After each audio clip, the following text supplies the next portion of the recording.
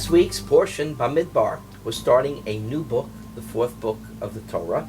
And as in Hebrew, it describes the entire book, which is Bemidbar, which means in the wilderness. This is the period of time when the Jewish people wandered in the wilderness for the 40 years before they entered the land of Israel. And it has many, many different stories, potpourri of stories, as well as, of course, some legal sections. But the name in English is different. It isn't called In the Desert.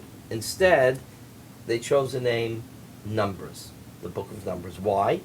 Not because it's a description of the whole book, but because it is a description of the first chapters. The first chapters is a Numbers chapter. What does that mean? Moses is taking a census of the people.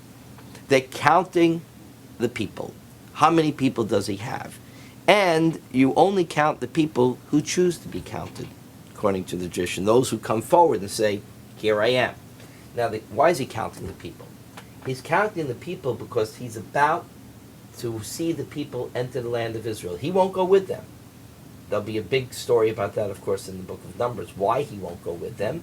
But he's hoping he will, and at this point he believes he will. So he's counting the people in order to see what his strength is.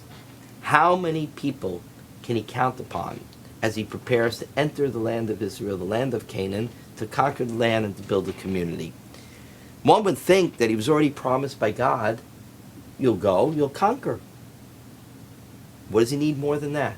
Because he understood at this point in Jewish history, it was now in the hands of the people of Israel.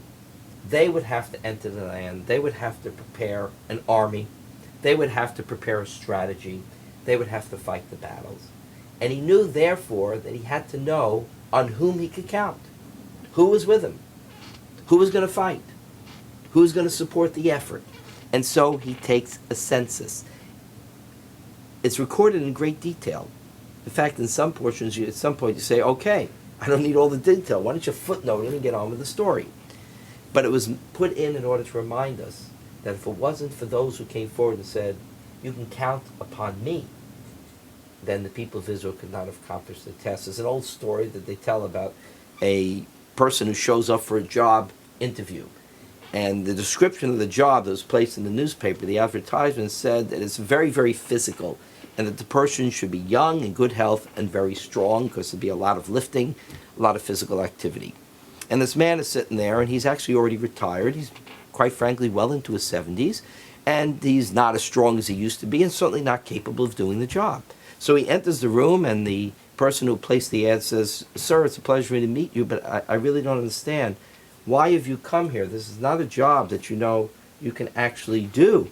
Why did you come? And he says, because I wanted to know, you to know, that on me you shouldn't count. Well, this is the opposite. Too many people show up to say, on me you shouldn't count. What Moses wanted to know is, on who can I count? And that's true in every community.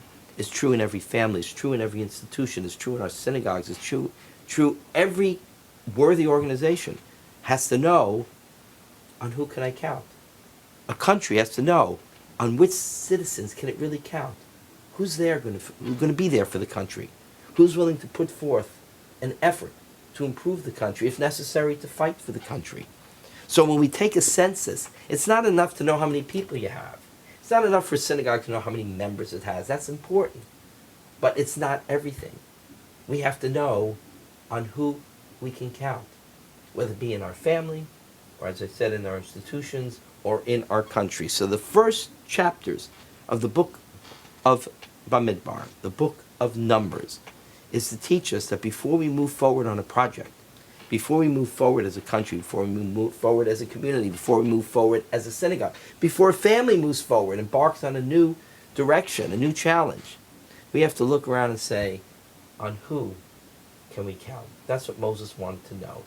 And so, after we finish this parsha, we should really look at ourselves and say, who can count upon us? Where are we willing to put our effort and our support? Who are we going to say, on me, you can count? I believe in this effort. I believe in what we are trying to accomplish, and I will be there with my wisdom, with my strength, with my support. On me you can count. This is what Moses was asking his people. This is what God told Moses to ask his people. It's what every leader needs to do. needs to know when they start marching forward, when they turn around, is there going to be anybody behind them, and who's going to be behind them? So let's ask ourselves at the end of this Shabbat, during the Shabbat, who can count upon us to be there for them, for our community, for our synagogues, for our schools, for our country, and for Israel. Shabbat Shalom.